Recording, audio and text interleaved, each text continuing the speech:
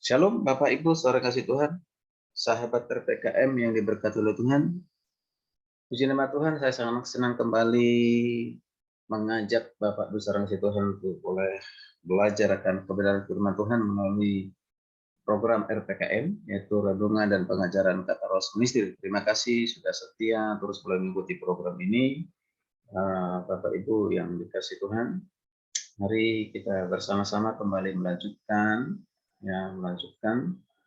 topik yaitu kerajaan 1000 tahun, ya, bertahan 1000 tahun di mana Yesus yang akan memerintah. Saya sudah sampaikan di season yang sebelumnya, yaitu bahwa kerajaan 1000 tahun itu adalah dibuktikan oleh fakta Alkitab di kitab Wahyu pasal 20, dan juga sudah ada dalam nubuatan atau pemberitahuan di kitab Perjanjian Lama, itu kitab Talmud, ya, kitab Yahudi, ya.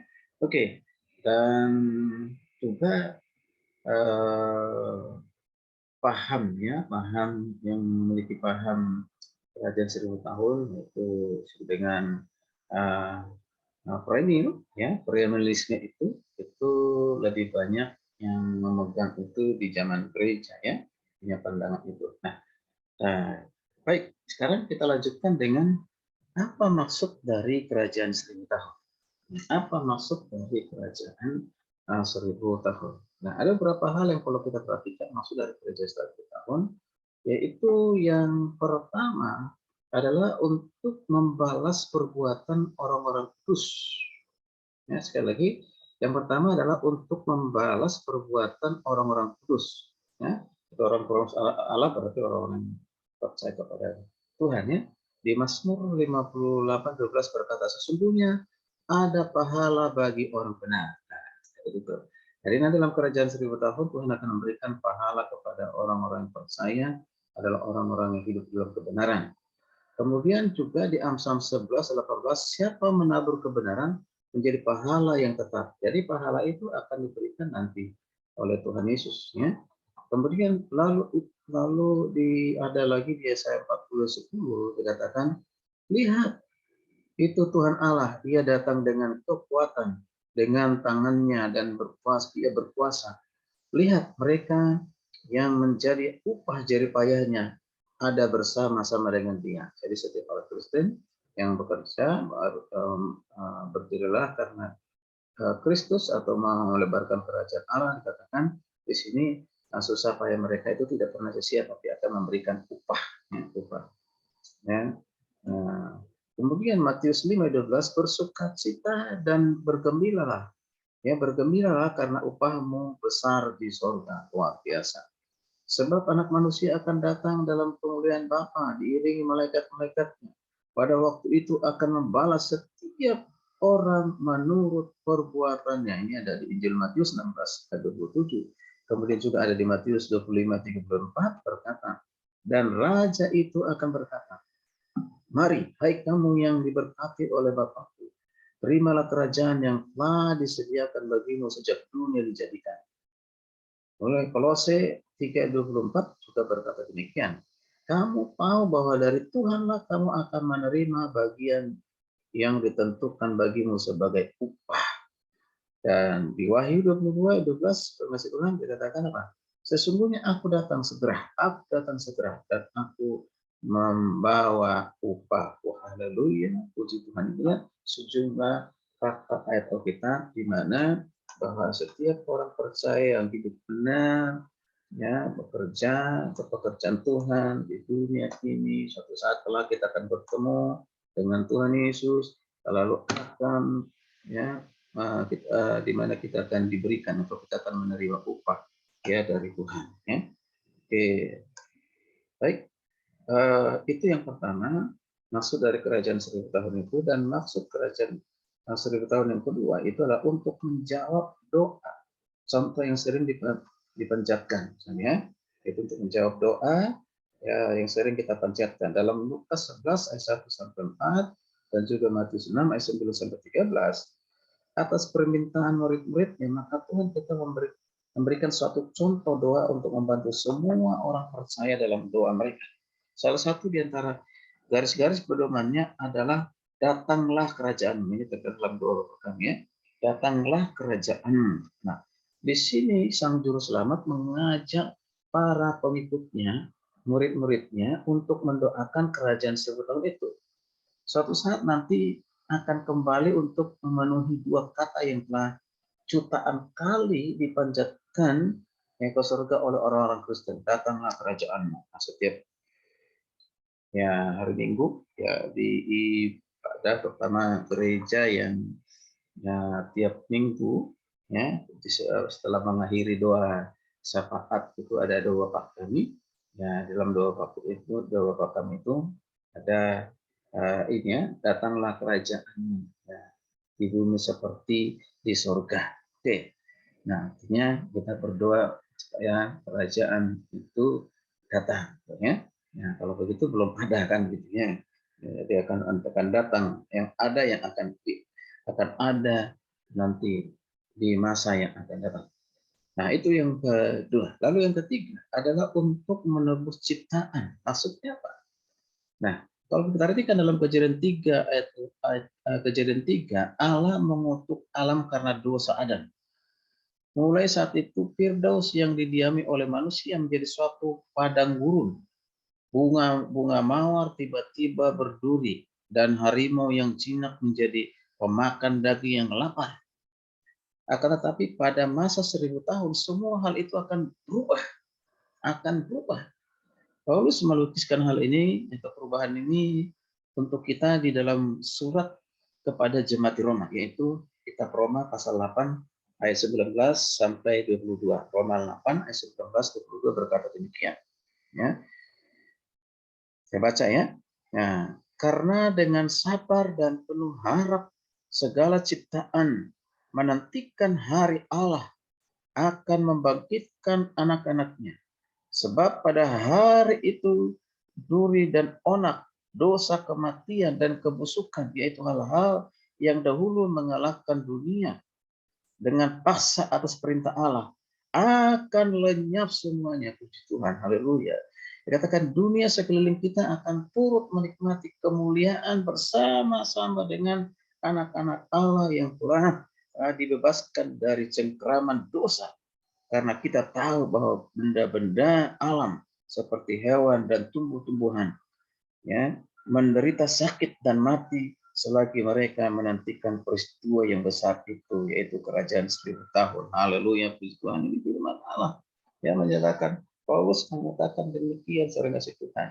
Ya, sekarang kita masih mengalami namanya menderita sakit, ya masih binatang-binatang yang buas ya yang kita tidak bisa dekati, justru binatang buas itu bisa menjadi apa namanya, kita ini bisa menjadi mangsanya. Tapi nanti tidak demikian dalam kerajaan 1000 tahun. Oke, baik kita teruskan.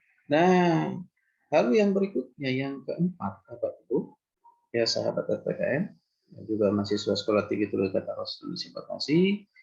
Nah, maksud dari kerajaan 1000 tahun itu yang keempat adalah untuk memenuhi 3 perjanjian penting dalam perjanjian lama. Ya, sekali lagi untuk memenuhi 3 perjanjian penting dalam perjanjian lama. Apakah 3 perjanjian itu? Diantaranya yang pertama adalah Allah menjanjikan 2 hal pokok kepada Abraham. Ya, Allah menjanjikan 2 hal pokok kepada Abraham. Perjanjian yang pertama yang dijanjikan itu yang pertama adalah bahwa benihnya yaitu Israel akan menjadi suatu bangsa yang besar. Silakan nanti ini dibaca di Kejadian 12 ayat 1 sampai 3, Kejadian 13 ayat 6, juga Kejadian 15 ayat 5, Kejadian 17 ayat 7 sampai ayat 7 dan juga Kejadian 22 ayat 17 dan juga ayat 18. Ini yang pertama, yaitu benih Israel ya.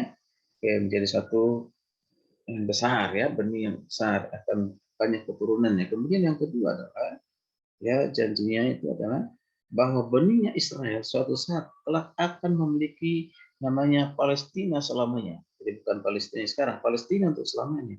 Itu di Kejadian 12 ayat 7 silakan dibaca, di Kejadian 13 ayat 12, ayat 15, kemudian juga ayat 17, Kejadian 15 ayat 7, ayat 18 sampai 21 dan juga terakhir Kejadian 17 ayat yang ke-8. Itu ya. Nah, jadi itu perlu kita perhatikan. Kemudian perjanjian yang menyangkut Daud. Kalau tadi perjanjian menyangkut ya Abraham, ya kepada Abraham. Sekarang menyangkut Daud. Ini terkenal dengan perjanjian Daud, ya, di 2 Tawarik 13 ayat 5 sampai, dan juga di 2 Samuel 7 ayat 12 sampai 16, dan juga pasal 23 ayat 5 di 2 Samuel, ya. Di sini janji itu terdiri dari atas 3 hal. Yang pertama, bahwa dari Daud akan muncul suatu tahta yang kekal, gitu. Tahta yang kekal. Jadi kerajaan yang kekal sudah mulai digambarkan pada saat Daud menjadi raja. Jadi bukan kerajaannya Daud, karena Daud kan sudah tidak ada. Jadi itu berarti itu menggambarkan tentang kerajaan yang akan datang. Lalu yang kedua, bahwa dari Daud akan muncul suatu kerajaan kekal. Itu dia. Ya. Akan muncul suatu kerajaan yang kekal. Maka dikatakan Yesus anak Daud itu berhubungan dengan pemerintahan, berhubungan dengan kerajaan. Itu kerajaan yang kekal. Lalu yang ketiga, bahwa dari Daud akan muncul seorang raja kekal. Dari keturunan Daud. Itu dia. Berarti yaitu Yesus Kristus yang disebut dengan Yesus anak Daud. Ya. Oke. Luar biasa, ya. Nah, dalam kenyataannya banyak dari kondisi di dalam 2 perjanjian yang pertama ini sudah terwujud. Nah, sudah terwujud. Nah, sebagai contoh mengenai perjanjian menyangkut Abraham, Allah memang membentuk suatu bangsa yang besar dari Abraham. Dan sekarang kira-kira 25% dari bangsa itu tinggal di tanah perjanjian. Kemudian setelah genap waktunya, Allah mengutus seorang bayi dari Bani Daud untuk memerintah keturunan Abraham di tanah itu. Nanti silakan dibaca di Lukas 1 ayat 30 sampai 33. Akan tetapi segera timbul masalah, karena ketika penguasa dari Bani Daud itu menampilkan diri, ia ditolak oleh Bani Abraham. Nah, ini kisah ini ya, ada di Lukas 23 ayat 18-21, ya, dan juga dituliskan oleh Yohanes di Yohanes 19:15. Nah, karena itu diperlukan perjanjian ketiga yang akan melengkapi berkat-berkat pada 2 perjanjian yang pertama. Ya. Hal ini akan dilaksanakan secara menakjubkan oleh Allah melalui perjanjian baru. Ya, melalui perjanjian baru. Makanya dikatakan di Yeremia itu perjanjian baru, ya. Perjanjian baru di Yeremia 31, 31, 34, dan juga tertulis juga di Yesaya 42 ayat 6, ada di Ibrani 8 ayat 7 sampai 12. Nah, janji ini juga terdiri atas 3 hal, ya. 3 hal. 3 hal itu adalah yang pertama, bahwa ia akan mengampuni kesalahan mereka dan melupakan dosa mereka. Itu dia. Lalu yang kedua, bahwa ia akan memberi mereka hati yang baru. Ya, kemudian yang ketiga, bahwa ia akan memakai Israel untuk menjangkau dan mengajar bangsa-bangsa lain. Jadi Israel itu dipakai Tuhan, ya, menjadi suatu sejarah dimulai kerajaan itu. Nah, baik Bapak Ibu kasih Tuhan, kita akan meneruskan nanti maksud dari kerajaan 1000 tahun ini, ya. Jadi sudah sampaikan yang keempat, maksud dari kerajaan 1000 tahun diantaranya adalah untuk membalas perbuatan orang-orang kudus, ya, yaitu orang-orang percaya yang hidup dalam kebenaran, yang beriman kepada Tuhan. Dan yang kedua adalah untuk menjawab doa, ya, contoh yang sering dipanjatkan oleh orang Kristen dalam doa Bapa kami, datanglah kerajaanmu, itu akan tergenapi. Kemudian juga untuk menebus ciptaannya yang telah jatuh di dalam dosa, ya.